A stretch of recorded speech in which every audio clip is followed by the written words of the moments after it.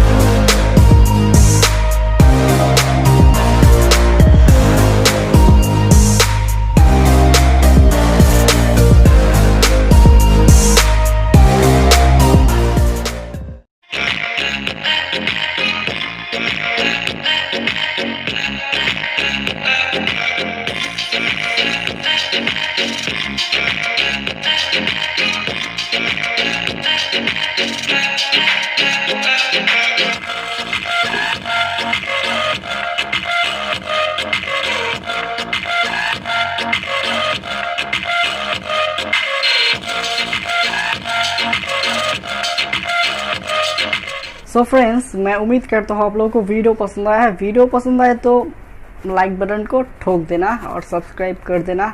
आज के लिए इतना ही। वीडियो देखने के लिए फ्रेंड्स बहुत बहुत धन्यवाद।